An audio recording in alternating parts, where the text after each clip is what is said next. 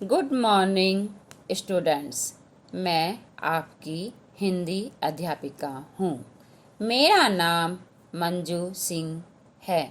यह आपकी हिंदी पाठ्य पुस्तक है जिसका नाम नवीन पल्लव है। आज हम पाठ 1 पढ़ेंगे। पाठ 1 मेरा देश। यह एक कविता है। इसके कवि सोहनलाल द्विवेदी हैं। इस कविता में कवि ने मातृभूमि की अद्भुत विशेषताओं का सुंदर वर्णन किया है। ऊंचा खड़ा हिमालय आकाश चूमता है, नीचे पखार पग तल नित सिंधु झूमता है। गंगा पवित्र यमुना नदियां लहर रही हैं, पल पल नई छटाएं पग पग छहर रही हैं। वह पुण्य भूमि मेरी, वह जन्म भूमि मेरी, वह स्वर्ण भूमि मेरी, वह मातृभूमि मेरी। बच्चों, क्या बता सकते हो हिमालय कहाँ है? हिमालय है भारत के उत्तर दिशा में। और हिंद महासागर कहाँ है? हिंद महासागर है भारत के दक्षिण दिशा में। इन पंक्तियों में कवि कहता है, ऊंचा खड़ा हिमालय आकाश चूमता है, नीचे पखार पगतल नित सिंधु झूमता है। भारत की उत्तर दिशा में स्थित हिमालय पर्वत है। इसकी ऊंची चोटियां आकाश का स्पर्श, आकाश की छूती हुई प्रतीत होती हैं। इसके दक्षिण दिशा में स्थित हिंद महासागर भारत माँ के चरणों का स्पर्श करके अपने सौभाग्य पर इतराता है। पखार माने धोना, पग माने चरण या पैर, नित माने सदा, सिंधु माने समुद्र। गंगा पवित्र यमुना नदियां लहर रही हैं, पल पल नई छटाएं पग पग छहर रही हैं। इस देश में गंगा, यमुना और सरस्वती जैसी पवित्र नदियों का अनोखा संगम है। संगम का अर्थ है मिलन। इन नदियों का संगम इलाहाबाद में होता है, जिसको प्रयागराज भी कहा जाता है, परंतु वहाँ अब सरस्वती लुप्त हो गई है। इन नदियों का अनोखा संगम अपने सौंदर्य से चारों ओर सुंदरता बिखेरता दिखाई देता है। इन नदियों के पवित्र जल से सिंचित भारत की धरती हरी भरी और सुंदर दिखाई देती है। वह पुण्य भूमि मेरी, वह पवित्र भूमि मेरी है, क्योंकि यहाँ पर अनेक नदियाँ बहती हैं। वह जन्मभूमि मेरी, वह मेरी जन्मभूमि है, क्योंकि यहाँ पर मेरा जन्म हुआ है। वह स्वर्ण भूमि मेरी। कवि ने इसको स्वर्ण भूमि इसलिए कहा है क्योंकि भारत को सोने की चिड़िया कहा जाता था। वह मातृभूमि मेरी, वह मातृभूमि मेरी इसलिए कहा है क्योंकि मेरा यहाँ पर जन्म हुआ है। मुझे इस महान देश पर गर्व है। झरने अनेक झरते जिसकी पहाड़ियों में, चिड़िया चहक रही हैं हो मस्त झाड़ियों में। अमराइयाँ घनी हैं, कोयल पुकारती है, बहती मल्य पवन है, तन मन संवारती है।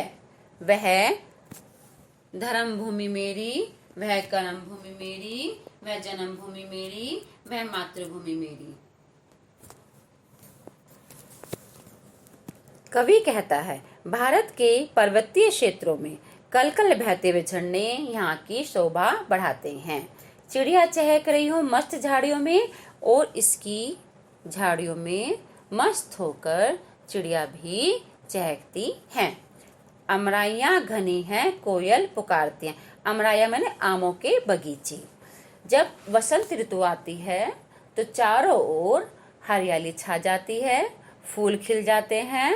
उस वक्त आमों के बगीचों में कोयल की मीठी कूक सुनाई देती है। बहती मल्य पवन है, तन मन संवारती है। मल्य माने मल्य मतलब चंदन, पवन माने हवा, तन माने शरीर, मन माने हृदय।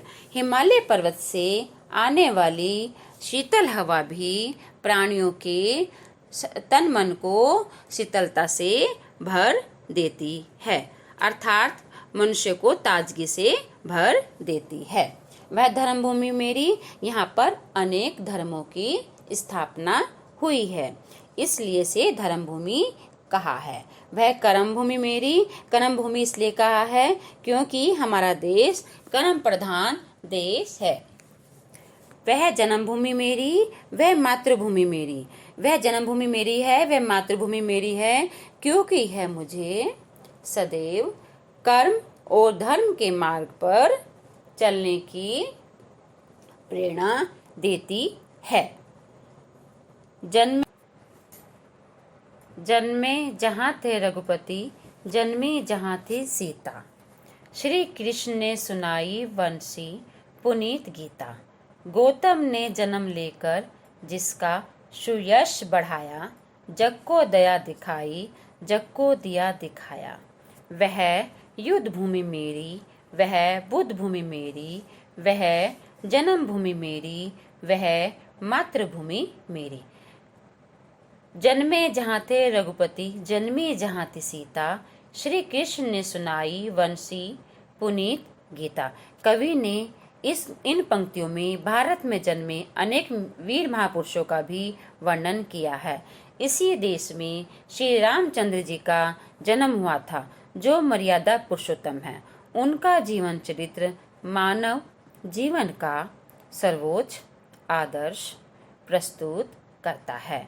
उन्होंने अधर्मी रावण को मारकर धर्म की स्थापना की थी तथा संसार को संदेश दिया था कि सत्य की ही जीत होती है। यहीं पर सीता का जन्म हुआ था, जिन्होंने नारी धर्म का आदर्श स्थापित किया था। श्री कृष्ण ने सुनाई वंशी पुनीत गीता। श्री कृष्ण का भी यही जन्म हुआ था, जिनकी वंशी की धुन आज भी सुनाई देती है। उन्होंने पुनीत माने पवित्र, उन्होंने महाभारत की युद्ध में गीता का उपदेश देकर मनुष्य को निष्काम कर्म करने की शिक्षा दी थी। उनका कहना था, हे मनुष्य, तू कर्म करता जा, फल की चिंता मत कर। गौतम ने जन्म लेकर जिसका सुयश बढ़ाया, जग को दया दिखाई, जग को दिया दिखाया। गौतम का भी यहीं पर जन्म हुआ था। उन्होंने यहाँ पर जन्म लेकर के हमारे देश को गर्वित किया था और उन्होंने मानव को प्रेम और अहिंसा का पाठ पढ़ाया। उनके मन के दीपक से आज विश्व के अनेक देश अलौकिक हैं। बुद्ध ने लोगों को माया मोह आदि विकारों से मुक्त होकर के ज्ञान के मार्ग पर चलने का संदेश दिया। वह युद्ध भूमि मेरी, वह बुद्ध भूमि मेरी। वह युद्ध भूमि मेरी है क्योंकि यहाँ पर महाभारत का जन्म हुआ था, इसीलिए इसीलिए इसे युद्ध भूमि कहा गया, क्योंकि यहाँ पर महाभारत का युद्ध हुआ था। वह बुद्ध भूमि मेरी, वह बुद्ध की भूमि मेरी है क्योंकि यहाँ पर बुद्ध का जन्म हुआ था। वह जन्मभूमि मेरी, वह मातृभूमि मेरी। यही मेरी जन्मभूमि है, यही मेरी मातृभूमि है। यह मुझे शांति और अहिंसा के मार्ग पर चलने का संदेश देती है। बच्चों, अब आप सभी समझ गए होंगे कि कविता के द्वारा कवि ने हम सबको भारत देश की विशेषताओं के बारे में बताया है, जैसे कि हिमालय की चोटियाँ इसकी सुंदरता में चार चांद लगा देती हैं और जैसे ऐसी प्रतीत होती हैं जैसे कि आकाश को छू रही हों। यहाँ पर बहने वाली पवित्र नदियाँ जो इसकी शोभा को बढ़ाती हैं, जैसे गंगा, यमुना, सरस्वती, इनका अनोखा संगम इसकी सुंदरता में चार चांद लगाते है।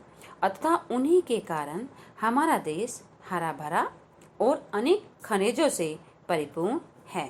यहाँ पर अनेक झरने बहते हैं।